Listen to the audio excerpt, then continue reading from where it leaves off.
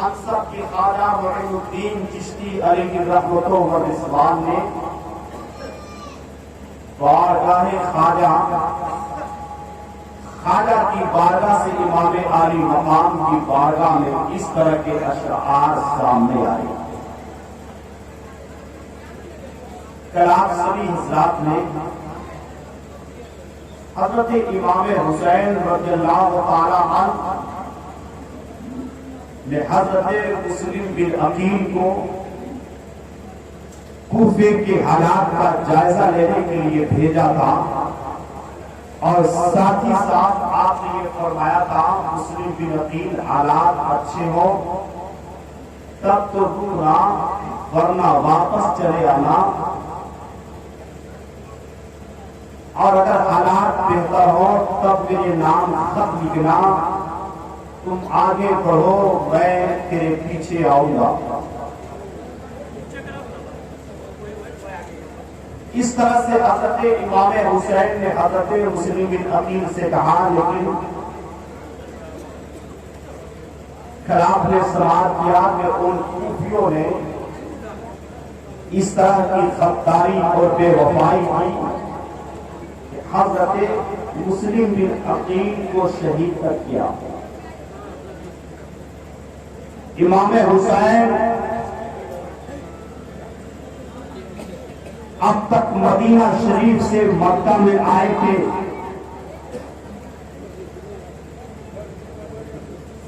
بارہ ہزار خطوط کو پانے کے بعد امام حسین نے مسلم بن عقیل کو بھیجا تھا کوفے کے حالات کا جائزہ لینے کے لیے۔ کچھ دن کا عرصہ اور زمانہ گزر گیا، اب امام حسین مکہ شریف کی سرزمین پر موجود تھے، اب آپ نے کوفہ جانے کا مکمل ارادہ کر لیا۔ جب مکے والوں کو معلوم ہوا کہ امام حسین مکہ کو چھوڑ کر کے کوفہ جانے والے ہیں، مکے کے اہم ترین لوگ امام حسین کی بارگاہ میں حاضر ہوئے اور دست بستہ ہاتھوں کو باندھ کر نبی کے نواسے کی بارگاہ میں عریضہ پیش کیا، آقا حسین ہم سب آپ کو دیکھ کر کے اپنی آنکھوں کی ٹھنڈک حاصل کرتے ہیں، ہم سب آپ کو دیکھ کر کے اپنے اندر چین اور سکون پیدا کرتے ہیں۔ آقا حسین آپ مدینہ چھوڑ کر کے مکہ چلے آئے، یہ ہم سبوں کے لیے بڑے فخر اور نصیب کی بات تھی کہ آقا حسین آپ مکہ چلے آئے۔ ہم سب آپ کی تصویر میں آپ کے نانا جان کو یاد کیا کرتے ہیں، ہم سب آپ کے چہرے مبارک میں آپ کے نانا جان کا دیدار کرتے ہیں۔ آقا حسین آپ مدینہ چھوڑ کر کے مکہ آئے، لیکن خدا کے واسطے آپ یہاں سے کہیں اور جانے کا ارادہ مت کیجیے گا، آپ یہاں سے کہیں اور جانے کی خواہش اور ارادہ مت کیجیے گا۔ امام حسین مکہ المکرمہ کی سرزمین پر موجود ایک ایک کر کے بہت سارے لوگ آتے گئے۔ عمر بن عبد الرحمن مخزومی امام حسین کی بارگاہ میں حاضر ہوئے اور عرض کیا، آقا حسین آپ کا یہ غلام آپ کے قدموں پہ قربان۔ آقا حسین ہم نے سنا ہے کہ آپ نے کوفہ جانے کا ارادہ کیا ہے، کیا یہ صحیح ہے؟ امام حسین کی بارگاہ میں اس شخص نے عرض کیا، آقا حسین ہم نے آپ کے بارے میں سنا ہے کہ آپ مکہ سے کوفہ جانے کا ارادہ کر چکے ہیں۔ امام حسین نے فرمایا، ہاں میں نے اب یہاں سے کوفہ جانے کا ارادہ کر لیا ہے۔ اس شخص نے کہا، آقا حسین خدا کے واسطے میں آپ سے یہ عرض کرتا ہوں، آقا حسین آپ مدینہ سے مکہ چلے آئے، لیکن آپ مکہ سے کوفہ مت جائیے گا۔ آقا حسین آپ کو پتا ہے نا، ان کوفیوں نے ضرور آپ کے نام خط لکھے ہیں، اپنے قاصد کو بھیجا ہے، اپنے خبر دینے والے کو بھیجا ہے، مگر امام حسین یاد رکھیے یہ لوگ وفا کے پابند نہیں ہے، یہ لوگ غدار اب ہیں، ان کے اندر وفا کی چیز نہیں ہے۔ آقا حسین اس لیے آپ کوفہ جانے کا ارادہ نہ کیجیے۔ اس شخص نے امام حسین کی بارگاہ میں اپنے انداز میں سمجھایا تھا، حضرت امام حسین نے ان کا شکریہ ادا کیا، کہا ٹھیک ہے، بڑی اچھی بات آپ نے کہی، میں غور کرتا ہوں۔ پھر امام حسین کی بارگاہ میں حضرت عبداللہ ابن عباس آئے، تو سرکار کے چچا حضرت عباس کے بیٹے ہیں حضرت عبداللہ ابن عباس آئے، اور آنے کے بعد امام حسین کی بارگاہ میں عرض کیا، حسین پاک آپ کے بارے میں چرچا ہو رہا ہے، کیا آپ مکہ چھوڑ کر کے کوفہ جانے والے ہیں؟ آپ مکہ چھوڑ کر کے کوفہ جانے کا مکمل ارادہ کر چکے ہیں؟ آقا حسین بات کیا ہے؟ کیا یہی بات ہے کہ آپ مکہ چھوڑ کر کے کوفہ جا رہے ہیں؟ امام حسین نے فرمایا ہاں، میں نے مکمل ارادہ کر لیا ہے کہ اب میں یہاں سے کوفہ جاؤں گا۔ حضرت عبداللہ ابن عباس نے کہا نہیں آقا حسین، آپ مکہ چھوڑ کر کے کوفہ مت جائیے، آپ یہاں سے جانے کا ارادہ مت کیجیے۔ آقا حسین بتائیے، کیا مکہ والوں نے آپ کے ساتھ ہمدردانہ سلوک نہیں کیا؟ کیا مکہ والوں نے آپ کے ساتھ محبت نہیں کی ہے؟ کیا مکہ والوں نے آپ کے ساتھ اچھا برتاؤ نہیں کیا ہے؟ آقا حسین کون وہ شخص ہے جس نے آپ کا ادب نہ کیا ہو؟ وہ کون انسان ہے جس نے آپ کا احترام نہ کیا ہو؟ وہ کون سا شخص ہے جس نے آپ کی عزت نہ کی ہو؟ مکہ والے اپنی جانوں کو آپ کے قدموں پہ قربان کرنے کے لیے تیار ہے، مکہ والے نبی کے نواسے کے لیے اپنی جان کی بازی لگا سکتے ہیں۔ آقا حسین یہ مکہ والوں کے لیے فخر کی بات تھی کہ آپ یہاں تشریف لائے، لیکن اب آپ یہاں سے کوفہ نہ جائیے۔ امام حسین نے ارشاد فرمایا، میں نے اپنے والد گرامی حضرت مولا علی سے سنا تھا کہ مکہ المکرمہ کے اندر ایک مینڈا ہوگا جو مکے کی حرمت کو پامال کرے گا۔ امام حسین کہتے ہیں میں یہ نہیں چاہتا کہ میری وجہ سے مکے کی حرمت پامال ہو، میں یہ نہیں چاہتا کہ میری وجہ سے مکے کی عزت پہ کوئی خطرہ آئے، میں وہ مینڈا نہیں بننا چاہتا۔ اس طرح سے امام حسین کی بارگاہ میں حضرت عبداللہ ابن زبیر بھی آئے، اور آنے کے بعد کہا امام حسین آپ کے بارے میں یہ چرچا ہو رہا ہے، یہ بات مشہور ہو رہی ہے، کیا آپ کوفہ جانے کی تیاری کر رہے ہیں؟ امام حسین نے کہا ہاں۔ اس وقت حضرت عبداللہ ابن زبیر نے کہا جس طرح آپ کے وہاں چاہنے والے ہیں، وہاں پہ شیعان علی ہیں، حضرت علی سے محبت کرنے والے لوگ موجود ہیں، اگر میرے بھی وہاں اس طرح کے چاہنے والے ہوتے تو میں بھی ضرور جاتا۔ امام حسین حضرت عبداللہ ابن زبیر کی باتوں سے آپ نے یہ پتہ لگا لیا کہ عبداللہ ابن زبیر یہ چاہتا ہے کہ امام حسین مکہ سے کوفہ چلے جائے تاکہ ان کے لیے میدان صاف ہو جائے، لیکن جب انہیں احساس ہوا کہ امام حسین کی یہ بات اچھی نہیں لگی تو عبداللہ ابن زبیر کہتے ہیں امام حسین آپ کے بارے میں نے سنا ہے، کیا آپ کوفہ جانے کا ارادہ کر رہے ہیں؟ امام حسین نے کہا ہاں میں نے ارادہ کر لیا ہے۔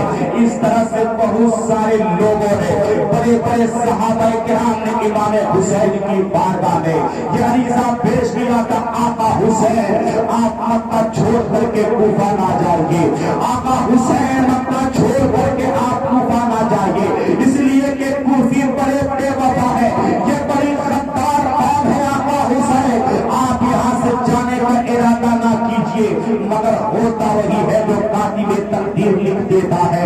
اللہ رب العزت نے امام حسین کی مقدر میں دین کی تجدید لکھ دیا تھا، امام حسین کی تقدیر میں دین کی تحفظ لکھ دیا تھا۔ اب امام حسین مکہ سے کوفہ جانے کا مکمل ارادہ کر چکے ہیں، اپنے گھر والوں کو لیا ہے، اپنے گھر والوں کو لیا ہے، اور آپ مکہ شریف سے نکل پڑے ہیں کوفہ جانے کے لیے۔ راستے میں حضرت عبداللہ ابن متی سے ملاقات ہوئی۔ امام حسین اور نبی کے گھر والوں کا یہ قافلہ عبداللہ ابن متی نے دیکھا۔ حضرت عبداللہ ابن متی امام حسین کے قدموں پہ گر گئے اور کہنے لگے آقا حسین کہاں کا ارادہ ہے؟